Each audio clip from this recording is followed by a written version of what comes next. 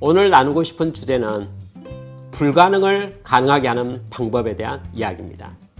제가 회사에 근무하고 있을 때 고객으로부터 부품 가공을 요구받았습니다.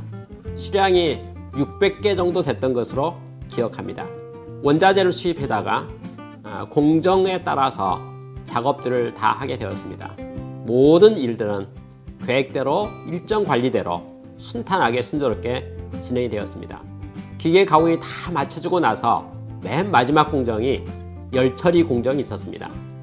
모든 일정이 마무리되고 나서 열처리 공정에 드디어 마지막 공정 작업을 하게 되었는데, 그 다음날 아침에 출근해서 검사를 해본 결과 열처리 과정 속에서 높은 고온의 특성이어서 그런지 뒤틀리고 말았다는 것을 알게 되었습니다. 100% 불량이 되고 말았습니다. 납기는 다 돼버렸는데요. 물론 며칠의 여유는 있었죠. 그런데 100% 불량이 났으니 이걸 어떻게 하면 좋겠습니까? 재가공한다는 것은 불가능했습니다. 첫째는 자재가 매우 특별했기 때문에 수입을 해야 되는데 수입해서 가져오는 시간 자체가 몇 달이 걸리는 겁니다. 가공도 불가능했습니다. 각 공정을 작업을 해야 될 공정이 많이 있는데 600개씩을 작업해야 되니 600개를 가공하는데 걸리는 소요 기간이 많이 걸리잖아요. 납기는 3, 4일 남았는데 다 만든 완제품 단계에서 100% 불량이 나고 말았으니 이 건을 어떻게 처리하면 좋겠습니까? 누가 저에게 이런 제안을 했어요.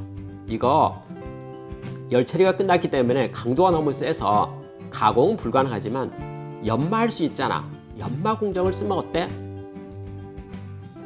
연마를 하면 시술에 틀린 부분들을 뒤틀림을 막을 수 있기 때문에 방법은 되는 것 같았습니다. 그런데 연마를 하려고 보면 육면체이기 때문에 적어도 6부위, 동서남북, 앞뒤까지 다 한다면 연마 공정 6공정 정도는 거쳐야 됩니다. 다시 말해서 생산 기간이 되지 않는 거죠. 방법이 없는 거죠. 몇 개는 할 수 있겠네요. 그렇지만 600개의 전량을 하는 것은 불가능한 모습이었습니다.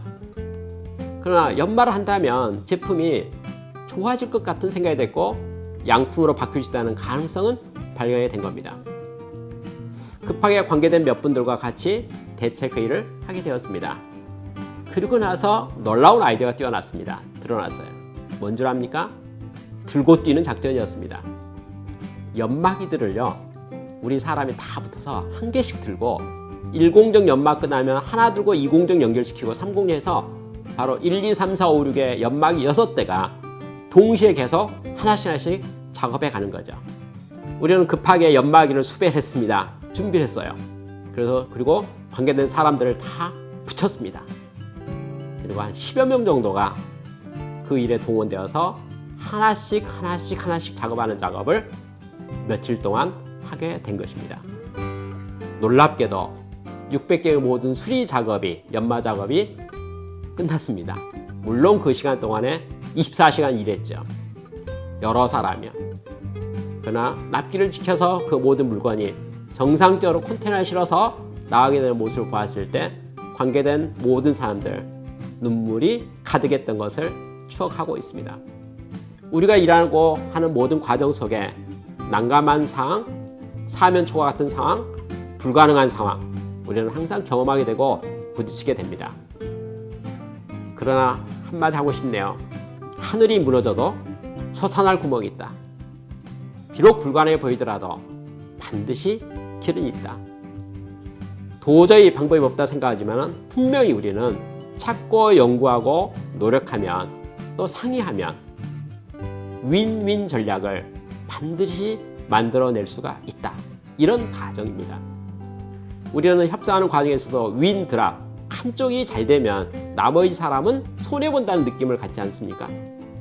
저는 거기에 동의하지 않습니다. 윈윈 전략, 상생 전략, 서로가 이기는 전략은 반드시 존재합니다. 불가능에 도전하는 여러분을 진심으로 응원합니다.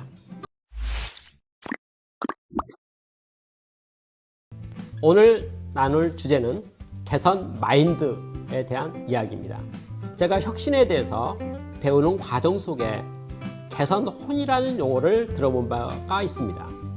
개선 정신이죠. 또 개선 마인드라고 말하는 내용입니다. 저는 그 개선혼, 개선 정신, 개선 마인드란 무엇인가에 대해서 정의를 드리면서 다음과 같은 것을 느낄 수 있었습니다. 개선 정신, 개선 마인드는요, 낭비를 발견하고 어쩔 줄 모르고 주저하는 마음 자세입니다. 무슨 말이냐면요, 개선을 발견했는데 저게 낭비인데, 저게 바람직하지 않는 것인데 저걸 어쩌면 좋겠는가, 불안해하는 마음 자세라는 거죠. 어떻게 하면 좋겠습니까? 치워야죠. 개선해야지요. 그걸 없애야 되지 않겠습니까? 그게 바로 개선 마인드의 태도입니다. 일본 도요타 자동차의 혁신 전문가로서 오노 다이치라는 분이 계셨다고 합니다. 그분이 생산의 책임자가 되었을 때 현장을 시찰하게 되었습니다. 어느 간부를 보고 주변을 돌아보면서 손가락으로 한 곳을 가르쳤습니다. 어이 자네, 저거 어떻게 생각해? 도요타에서는요, 도요타 자동차는 7대 낭비라는 용어를 가지고 있습니다. 과잉 생산의 낭비, 운반의 낭비, 재고의 낭비, 동작의 낭비 등 7가지 항목의 낭비 리스트를 관리하고 있었고 개선하고 있었습니다.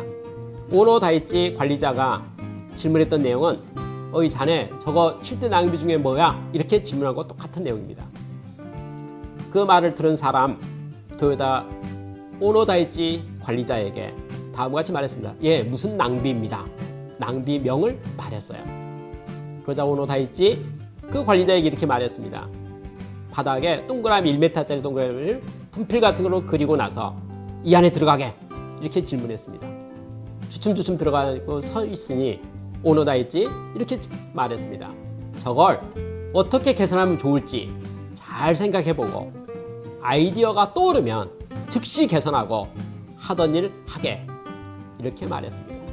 그 관리자는 회의하다가 붙잡혀왔기 때문에 사실은 마음이 조급했죠. 그렇죠. 눈에 낭비는 보였고 그 낭비를 어떻게 제거할 것인가에 대해서 직속 상사가 지적을 했기 때문에 어쩔 수 없이 급하게 아이디어를 냈습니다. 그리고 나서 그것을 개선했습니다. 그리고 나서 원래 하던 업무로 돌아갔다고 합니다. 이게 바로 개선 정신, 개선혼, 개선 마인드에 대한 일화입니다. 저는 그러한 개선 마인드에 대한 이야기를 들으면서 이걸 우리 회사에, 또 우리 현장에, 우리 혁신 활동에 어떻게 적용할 수 있을 것인가에 대한 생각을 하게 되었습니다. 그렇게 해서 만들어진 프로그램이 즉실천 개선활동이라는 프로그램입니다. 즉실천 개선활동이라는 것은 낭비를 발견하면 즉시 개선해보자, 이런 활동이죠. 사실 우리 현장은 낭비가 많습니다. 개선하는 관점에서 본다면요, 그건 보물산입니다. 무슨 말이냐면요, 발견된 낭비를 제거하게 된다면 생산성이 좋아질 거고요, 품질이 좋아질 것이고, 납기가 단축될 것이고, 원가가 절감되지 않겠습니까? 경쟁력이 좋아져 가는 거죠. 다시 말해서 보물산이 된다는 거죠. 보물덩어리라는 겁니다. 낭비를 긍정적으로 바라보고 즉시 제거하는 것이 매우 중요하다, 그렇게 생각합니다. 즉실천 개선 활동은 많은 효과가 있었습니다. 즉각적으로 눈에 보였기 때문에 그렇습니다. 저는 컨설팅하는 과정 속에서, 또 현장을 개선하는 과정 속에서 관계된 많은 사람들에게 즉실천 개선 활동에 대한 것을 강조했습니다. 그리고 바로 실천하자고 말했습니다. 그리고 개선을 많이 하게 되었죠. 어느 현장의 조립 라인에 낭비 리스트를 뽑아보니까 107건 정도의 낭비 리스트가 나왔습니다. 그거 바로 개선하자고 했습니다. 다 못했어요. 몇 개 했을까요? 106가지를 했습니다. 즉시 했어요. 그러고 났더니 여러 가지 많은 개선 효과가 나타나기 시작했습니다. 7명이 작업하는 것을요, 4명이 작업해도 충분히 될 만큼 모양이 바뀌었습니다. 4사람이 저를 찾아와서 매우 감사한 이야기를 했습니다. 너무 현장이 쉽고 편하고 안전해졌기 때문에 너무 감사해요. 개선의 결과, 106건의 개선의 결과는 충분한 기대했던 혁신의 성과를 나타낼 수 있었습니다. 즉실천 개선 활동의 숨은 뜻이 무엇입니까? 개선 마인드입니다. 개선 마인드는 무엇일까요? 낭비를 발견하고 즉시 개선하지 않고서는 불안해서 견딜 수 없는 마음 상태를 의미합니다.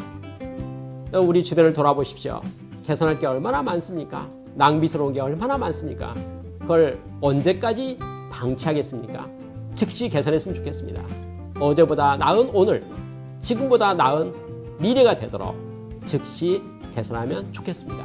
그것이 바로 개선 마인드입니다. 여러분을 응원합니다. 감사합니다.